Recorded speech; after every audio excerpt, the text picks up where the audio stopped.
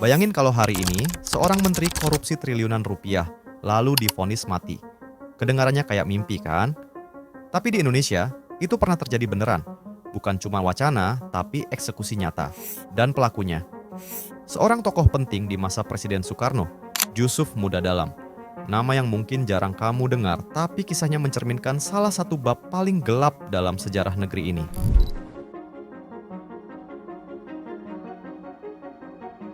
Yusuf Muda Dalam lahir di Sumatera Utara tahun 1914 dari keluarga sederhana. Sejak muda, dia dikenal cerdas, vokal, dan punya minat besar pada dunia politik dan ekonomi. Waktu Indonesia baru merdeka, dia aktif sebagai wartawan dan masuk lingkaran nasionalis. Kedekatannya dengan Soekarno membuat karirnya melesat cepat.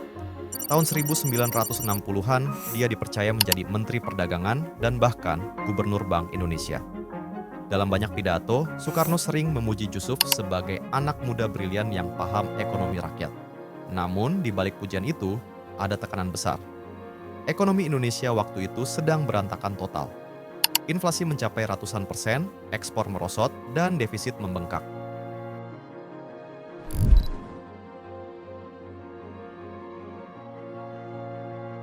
Awal 1960-an adalah masa idealisme politik Soekarno. Dia menggagas sistem demokrasi terpimpin, di mana ekonomi dan politik dikontrol negara. Tapi masalahnya, kebijakan itu bikin ekonomi makin lumpuh. Untuk menutup defisit, pemerintah mencetak uang dalam jumlah besar. Nilai rupiah anjlok dan kebijakan ekspor-impor jadi lahan empuk bagi oknum pejabat. Di tengah situasi itulah nama Yusuf Muda Dalam muncul karena dia memegang kendali devisa ekspor hasil bumi dan perdagangan luar negeri. Menurut laporan resmi militer, dia dituduh memanipulasi dana ekspor dan memperkaya diri lewat jaringan bisnis gelap. Tapi sebagian sejarawan berpendapat, tuduhan itu juga punya aroma politik. Karena kejatuhannya terjadi tepat setelah G30S 1965. Masa di mana semua orang dekat Soekarno dianggap musuh baru rezim yang sedang naik.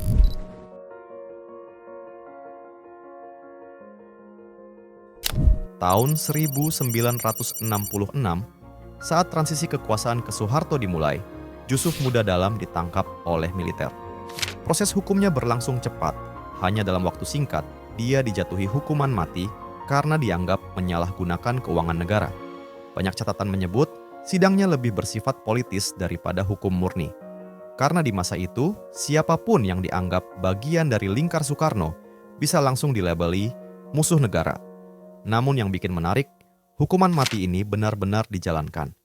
Pada tahun 1967, Yusuf Muda Dalam dieksekusi.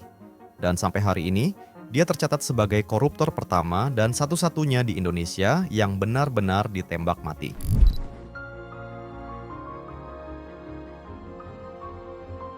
Kasus Yusuf Muda Dalam menandai awal perubahan besar. Dari era Soekarno yang penuh idealisme, ke Orde Baru yang dipimpin Soeharto. Ironisnya, meski rezim baru berjanji ingin bersih dari korupsi, praktiknya justru makin parah. Selama 32 tahun berikutnya, korupsi tumbuh jadi sistem. Sementara hukuman mati untuk koruptor tetap ada di undang-undang, tapi nggak pernah lagi digunakan. Mungkin karena dianggap terlalu kejam atau karena terlalu banyak pejabat besar yang bisa kena kalau diterapkan beneran. Yusuf Muda Dalam mungkin udah dilupakan dari buku sejarah.